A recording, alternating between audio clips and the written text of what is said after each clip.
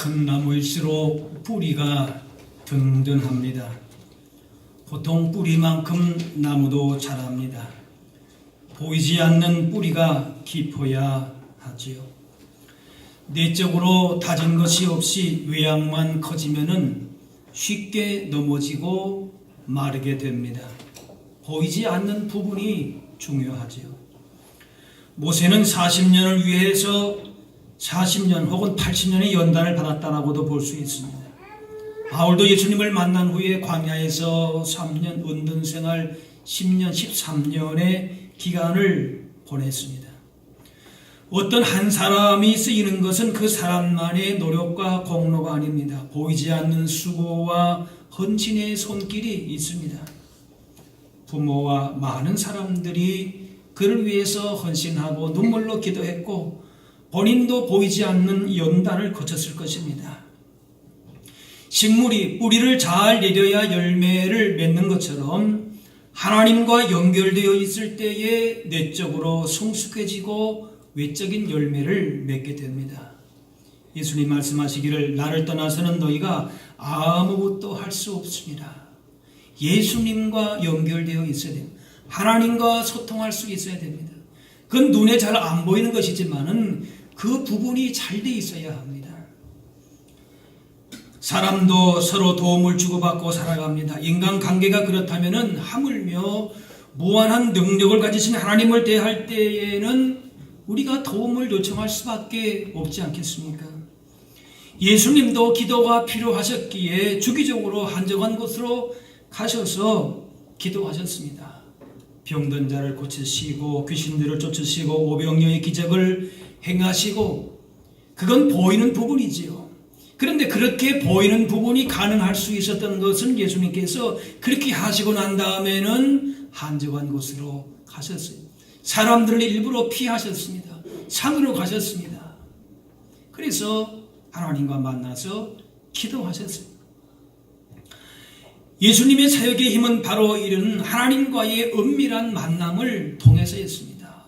보이지 않는 부분이었습니다. 하나님을 경험하기 위해서는 은밀한 통로가 필요합니다. 이것은 골방의 경험입니다. 어떤 문제를 우리가 해결받기 위해서 간혹 기도원에 가기도 합니다. 그런데 문제만 해결받기 위해서 가면은 안 됩니다. 은밀한 중에 보시는 하나님을 알고자 하나님을 만나려고 가야 합니다. 어떤 문제에 대한 답만 찾으려고 한다면은 중요한 하나님을 놓치게 되고 하나님 주시고자 하시는 것을 정작 얻지 못하고 옵니다.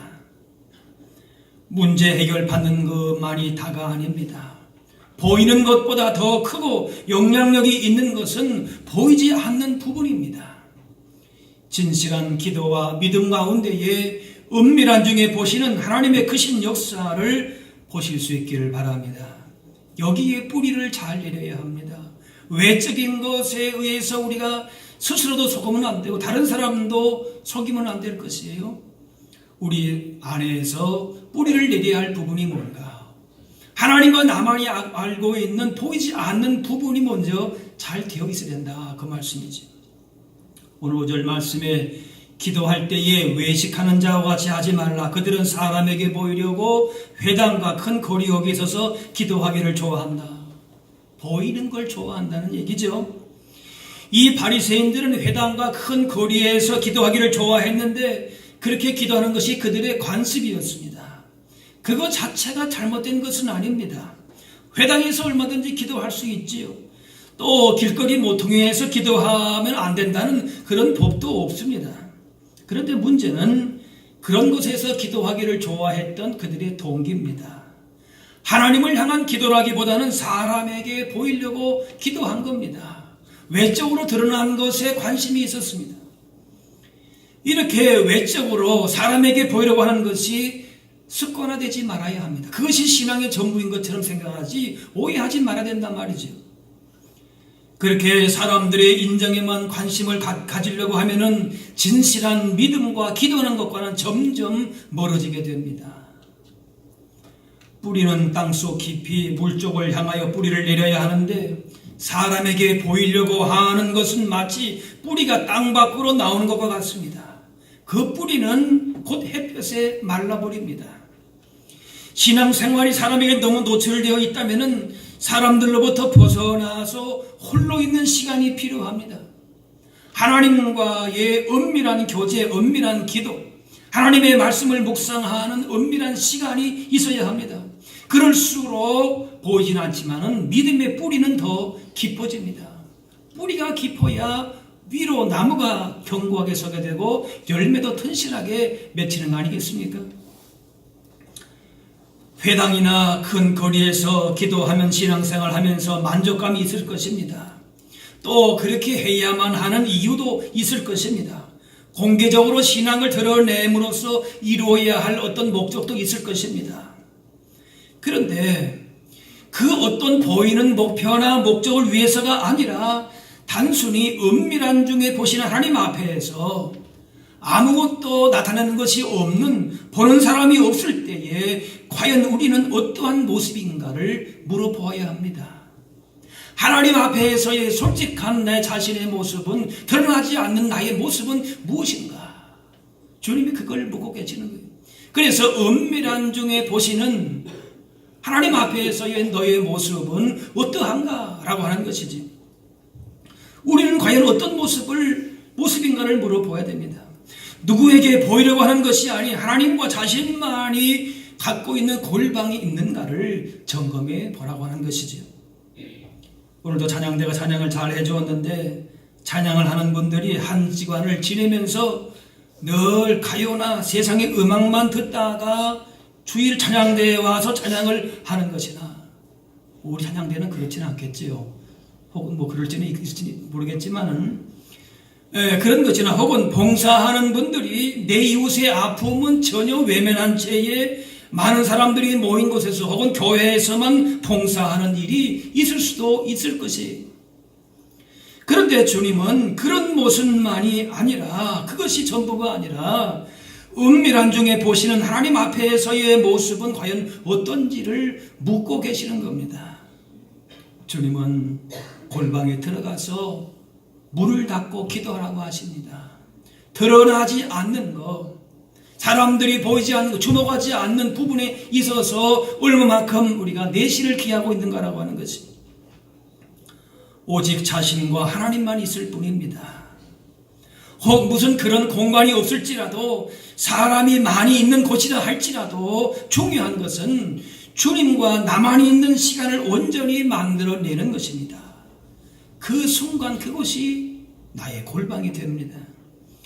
은밀히 보시는 하나님과의 골방이 없이 보이는 곳에서만 기도가 있고, 보이는 곳에서만 찬양이 있고, 보이는 곳에서만 봉사와 말씀이 있을 수가 있습니다.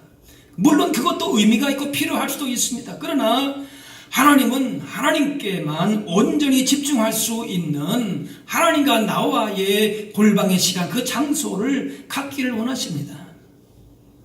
은밀한 중에 보시는 하나님께 나아갈 때에 그곳에서 우리의 기도가 뿌리를 내리기 시작합니다. 거기서 드리는 찬양이 하늘을 채우게 될 것입니다. 그 섬김이 하늘의 상급이 되어서 그 순종의 삶이 해같이 빛나게 될 줄로 믿습니다. 3명의 친구 수도사들이 있었습니다. 그들이 각자가 좋아하는 일을 한 가지씩 하기로 하고 흩어졌습니다. 한 친구는 사람들을 화해시키는 일을 평화의 사도로 살겠다 하고 갔습니다. 또 다른 친구들은 아픈 사람들 돌보는 일을 하겠다고 하고 갔습니다. 그런데 마지막 친구는 그저 광야에서 조용히 살겠다 하고 갔습니다. 그렇게 흩어졌고 세월이 지났습니다. 첫 번째 친구는 평화를 심는 일이 너무 힘들다, 이건 거의 불가능하다, 그런 생각을 가지고 절망에 빠져서 두 번째 친구를 찾아갔습니다. 그 두 번째 친구 역시 사람들을 치유할 수 없다는 그런 무기력에 빠져가지고 침울한 얼굴을 가지고 있었습니다. 이 두 사람이 이제 마지막으로 광야로 간 세 번째 친구를 찾아갔습니다. 그는 사막에 집을 짓고 혼자 살고 있었습니다. 그래 두 친구가 현재의 고민을 말하면서 우리가 원래 가지고 있었던 그 계획대로 된 것이 아무것도 없다, 그러면서 그러면 당신은 홀로 사는 동안에 얻은 게 뭐냐, 그렇게 물어봤다 그래요. 그 수도사 한 친구는 그릇에 물을 담아오더니 그 안을 들여다보라 그랬습니다. 그 그릇 안에는 혼탁한 물이 출렁이고 있었습니다. 얼마 안에 침묵이 지나간 다음에 그가 입을 열었습니다. 이제 다시 그릇 안을 보게나. 그 그릇 안에 있는 물이 맑아져서 그 위에 자기들이 얼굴이 비치는 것을 볼 수가 있었다고 합니다. 그 친구가 이런 모습을 보고 말합니다. 사람들 가운데 머무르는 그런 이는 불안과 혼란 때문에 자신의 모습을 볼 수 없다네. 그러나 내적인 고요함을 지키고 사막에 거한다면 자신의 죄를 깨닫게 될 것일세. 이 두 친구가 탈진한 까닭은 홀로 있는 시간이 없었기 때문에 그렇습니다. 고요함 가운데 머물렀다면 그들의 잘못과 연약함을 발견했을 것인데 하나님의 충만한 은혜가 그들 가운데에 함께하고 위로했을 것인데 그렇지를 못했던 것이지요. 우리에게는 하나님 앞에서 홀로 있는 시간이 필요합니다. 사람들에게 많이 노출되고 그것이 익숙해진다면 우리의 영혼은 점점점 뿌리를 내리지 못하고 언젠가는 고갈되고 말 것입니다. 탈진하고 맙니다. 그래서 주님은 이렇게 기도할 것을 말씀하십니다. 6절에 골방에 들어가서 문을 닫고 은밀하게 기도하라. 따라합시다. 은밀하게 기도하라. 네. 골방 세계는 외부와 철저하게 차단된 곳이 몸과 마음이 외부 세계와 차단되어야 합니다. 골방에 있으면서도 온갖 일들이 들어올 때가 있습니다. 요즘에 핸드폰이 없으면은 불안하다고 하지 않습니까? 홀로 있는 시간을 갖기가 어렵습니다. 그래서 사람들이 홀로 있는 것을 참 그런 골방을 시간을 갖는 것이 어려워합니다. 모든 걸 다 차단하고 하나님을 일대일로 만난다. 두려워하기까지 합니다. 그러나 은밀히 보시는 하나님과 시간을 보내는 골방이 힘들고 외롭고 그런 것만이 아닙니다. 세상에 지친 우리들이 쉴 수 있는 곳이고 세상을 향하여 나가기 위해서 힘을 모으는 곳입니다. 골방이 없이는 세상과 사탄의 공격을 막아낼 수가 없습니다. 그야말로 영혼의 충전소입니다. 힘들다 하면서 기도하지 않는 것은 왜 그렇습니까? 자신의 골방이 없기 때문에 그렇습니다. 나의 기도와 나의 신앙이 거리나 회당에서만 있기 때문에 자신의 문제 앞에서 은밀히 보시는 하나님 앞에서는 할 말도 없고 기도할 힘조차도 없는 것입니다. 하나님 앞에서 진실하게 서본 경험이 한 번도 없다라고 하는 것이죠. 엄도가 나지는 않는 것이죠. 파스칼은 현대인의 비극을 이렇게 말합니다. 인간들의 모든 불행은 하나의 단순한 사실, 곧 그들이 자기만의 방에 홀로 조용히 머무를 수 없다는 사실에서 일어난다. 홀로 있는 것이 처음에는 외롭고 힘들 수도 있지만 그러나 결국 그 시간을 우리가 만들어내지 못하면 세상 속에서 오히려 어려움과 고통과 그 아픔을 겪게 된다는 얘기죠. 우리는 끊임없이 사람과 소리에 둘러싸여 있습니다. 컴퓨터에 혼자 앉아 있어도 혼자가 아니죠. 인터넷 통해서 누군가는 연결되어 있다든지 또 그렇게 혼자 걸어갈 때에도 음악 소리를 듣고 간다든지 습관적으로 TV를 켠다든지 그렇게 됩니다. 이렇게 되면은 내면의 소리를 들을 수가 없습니다. 하나님은 우리 안에서 세미한 음성으로 말씀하시는데 수많은 소리에 가려서 하나님의 소리가 들리지 않습니다. 우리 삶의 견고함은 흔들리지 않는 것은 우리가 사람들이 보이지 않는 곳에서 어떤 시간을 보냈느냐에 달려 있습니다. 배우들이 많은 사람들이 무대에서 연기할 수 있는 것은 보이지 않는 자신의 골방에서 지루하고도 힘든 싸움이 있었기 때문에 그렇습니다. 은밀히 보시는 하나님 앞에 겸손하게 나오는 골방의 훈련이 필요합니다. 이 시간을 보내지 않으면 주님의 일을 감당할 수 없습니다. 골방에 들어간다고 해서 세상을 피하는 것이 아닙니다. 골방의 시간을 통하여서 하나님 예비하신 풍성한 은혜와 사랑을 느끼고 오히려 세상을 향하여서 더욱더 담대하게 되는 것입니다. 언제나 그 자리에 기다리시고 기쁨으로 맞아주시는 주님을 기억하고 주님의 위로하심과 강건케 하심과 날마다 새롭게 하시는 은혜가 충만한 우리 영혼의 충전소인 골방으로 나아가실 수 있게 되기를 바랍니다. 거기서 주님을 만나야 돼요. 주님 우리 가운데 정말 주시고자 하시는 복을 받아야 돼요. 내 문제만 보이는 것에만 우리가 우리의 마음과 생각과 시간을 빼앗겨서는 안 될 것이에요. 주님께서 정말 주시고자 하시는 것, 주님과 1대1의 만남, 그 골방의 시간이, 그 장소가 우리에게는 있어야 하는 것이다. 또 7절의 말씀 보니까 이방인과 같이 중언부언하지 말라, 그렇게 말씀합니다. 이 말씀은 단순히 한 말을 반복하지 말라, 반복하는 기도가 아닙니다. 간절하면 반복할 수 있지요. 한 기도 또 할 수도 있습니다. 그래, 이 중언부언하는 기도는 대상이 누구인지를 모르고 하는 기도입니다. 그 대상을 알더라도 내가 필요한 것, 내가 요구하는 것, 내 뜻, 내 생각만 일방적으로 전달하고 상대방은 관심이 없는 것, 상대방이 누군지에 대해서는 별로 알고 싶어 하지는 않는 것이죠. 여러분, 대화를 할 때에 내가 일반적인 주장만 마소다붙고 끝하고 돌아선다면 얼마나 상대방 기분이 안 좋겠습니까? 그 대화가 되고 만남이 안 되겠죠. 그래서 그 대상을 알더라도 비인격적인 존재에게 하는 주문과도 같은 그런 기도가 있습니다. 내가 할 말만 하고 주문처럼 외우고 끝나는 것이에요. 반면에 우리의 기도의 대상인 하나님은 우리의 아버지십니다. 하나님을 아버지로 모신 자들은 주문과 같은 기도를 하지 않습니다. 그래서 시편을 보게 되면 하나님을 부를 때에 복잡한 말이 나오지 않습니다. 하나님이여 여호와여, 내 하나님이여, 한마디로 시작을 하여 길어봤자 만군의 여호와 왕이신 나의 하나님, 이렇게 그 정도입니다. 그만큼 하나님이 가깝게 느껴진다는 겁니다. 멀리 있는 분이 아니고 하나님은 나의 누구시라고요? 따라합시다. 하나님이 나의 아버지가 되십니다. 가깝고 친근한 분이에요. 그래서 우리의 마음속 깊은 것도 다 헤아려 보시는 분이에요. 자녀가 아버지한테 부탁을 하면서 아빠 나 이거 좀 사줘, 나 이거 좀 들어줘, 한마디 이렇게 하는 것이지, 뭐 잘생기시고 남자다운 기상이 있으시고 용기가 있으시고 돈이 많으시고 연봉도 많으시고 그런 아버지 뭐 이렇게 하지 않지요. 하나님은 우리가 기도하기 전에 우리가 필요한 것이 무엇인지를 알고 계세요. 알기 전에 소원을 다 알고 계신다 그랬어요. 그래 8절에 구하기 전에 너에게 있어야 할 것을 너희 하나님 너희 아버지께서 아신다 그랬어요.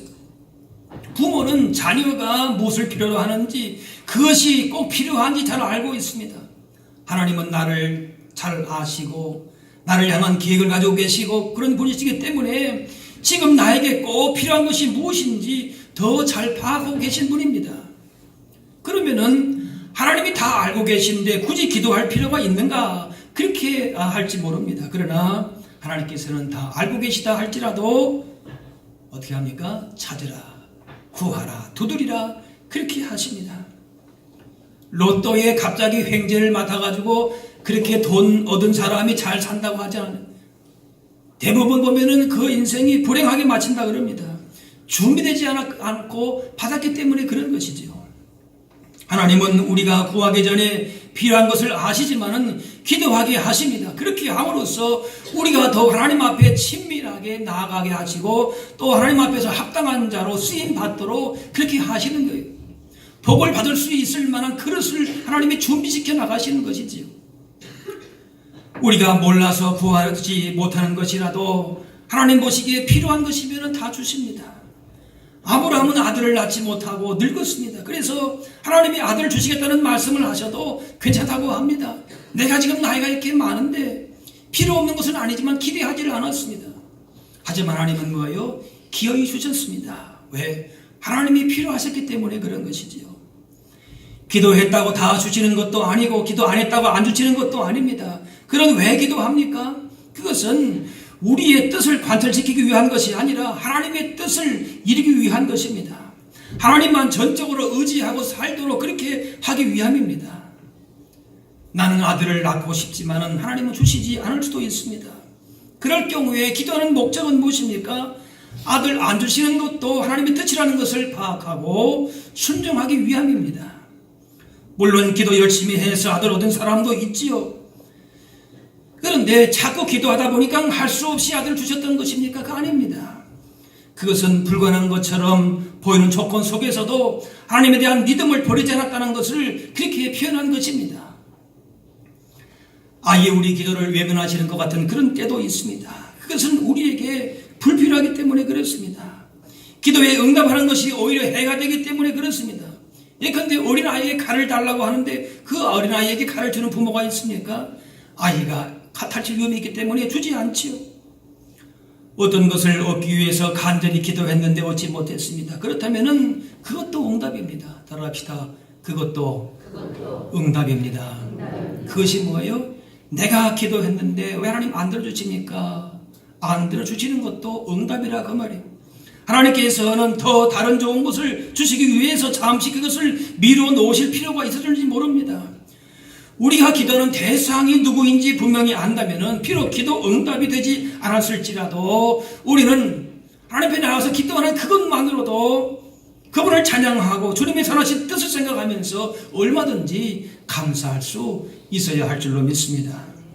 그래서 포시드라고 하는 사람이 이렇게 말합니다. 언젠가 우리는 하늘나라에 가서 하나님의 위대한 거절이 때때로 우리의 가장 진실된 기도에 대한 진실한 응답이었다는 사실을 알고 감사하게 될 것이다. 하나님께서 나오는 자는 반드시 따라합시다. 반드시 좋은 것을 주십니다. 예, 하나님의 뜻대로 우리 가운데 꼭 필요한 것을 주신다 그 말이에요. 그래서 감사한다 그 말이죠. 우리가 기도의 응답을 근시안적으로 판단하지 말아야 합니다. 하나님께서 우리를 사랑하시는 아버지신 것을 안다면 그것만으로 우리는 족한 것입니다. 식물이 뿌리를 통해서 계속 영양분을 받아야 되는 것처럼 우리 역시 영적인 삶의 영양분을 계속 공급받아야 합니다. 전화기만 들면은 사랑과 연결되듯이 영적인 통신 수단인 기도를 통해서 하나님과 연결될 수 있습니다. 기도하는 순간 영광의 하나님, 자비의 하나님, 그 하나님을 만날 수 있는 특권이 우리에게는 다 있습니다. 여러분, 기도하는 것이 귀찮게 부담스럽게만 생각됩니까? 그런데 다니엘은 기도하지 않는 것이, 기도하지 못하는 것이 죽음보다 더 큰 고통이었습니다. 그래서 사닥으로 던져지는 것을 알면서도 죽는 것보다 오히려 기도를 택했습니다. 그리스도인은 기도가 잘 되는 것이 평안의 길입니다. 다른 것이 잘 되어도 기도가 되지 않으면은 그것이 지치는 것입니다. 따라합시다. 그리스도인은 기도가 잘 되어야 그것이 잘 사는 길입니다. 예. 하나님과 나만의 시간, 하나님과의 소통하는 그 시간, 교제하는 그런 신앙과 그런 믿음이 우리의 삶에 있는가라고 하는 것입니다. 보이는 것에서만 우리가 우리의 신앙을 평가할 것이 아니라 하나님과 나와의 골방의 시간, 은밀한 중에 만나시는 하나님과 나와의 시간 속에서 하나님과의 깊은 교제와 주시는 그 복을 누리고 있는 거라고 하는 것이죠. 그래서 그런 기도가 잘 되는 것이 뭐예요? 그것이 평안한 길이고 잘 사는 길이다. 기초가 튼튼하다 그 말이에요. 내가 기도한다는 생각으로 내 힘으로 기도하려면 기도가 잘 안 됩니다. 기도만 아니라 무엇을 하든지 하나님 주시는 힘으로 할 수 있어야 합니다. 그래서 어거스틴은 참되고 완전한 기도는 사랑 외에 아무것도 아니다. 그렇게 얘기했습니다. 바로 기도는 뭡니까? 하나님과 나누는 사랑의 대화입니다. 따라서 하나님을 사랑하고 그 사랑의 교제 가운데에서 기도하고 우리의 신앙의 모든 생활을 하게 될 때에 힘든 것이 아닙니다.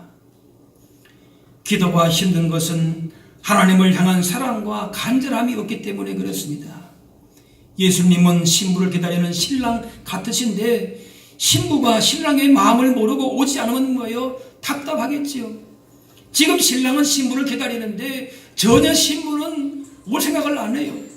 결혼했는데 뭐예요? 그냥 다른 남자에게만 가려고 하고 옛날 예인을 만나려고 한다. 그런 뭡니까? 얼마나 신랑이 답답하겠습니까?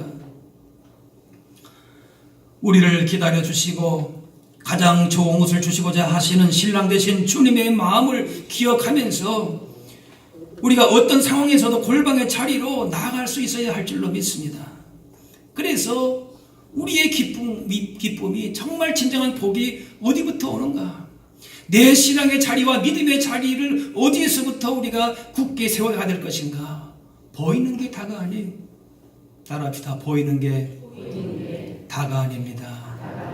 예, 보이지 않는 하나님과 나와 처음에는 좀 낯설고 서먹하고 그것이 때로는 두렵기도 하고 그럴 수 있지만은 그러나 하나님과 나와의 골방의 시간 은밀한 중에 보시는 주님 앞에 나아갈 때에 우리의 신앙의 뿌리가 덤덤 더 깊어지게 되고 보이는 우리의 삶도 하나님께서 복되게 인도하실 줄로 믿습니다.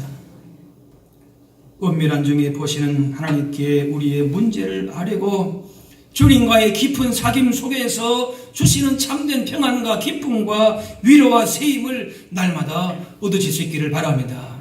이걸 우리가 알아야 돼요. 이것이 신앙의 비밀이에요. 그래야 세상을 향해서도 우리가 담대하게 나갈 수 있는 것이. 왜 금방 힘듭니까? 탈진합니까? 왜 금방 실망합니까? 이유가 분명히 있습니다. 은밀한 중에 보고 계시는 주님 앞에 나아갈 때에 거기에 대한 진정한 답이 있고 위로가 있고 소망이 있는 줄로 믿습니다. 기도하겠습니다.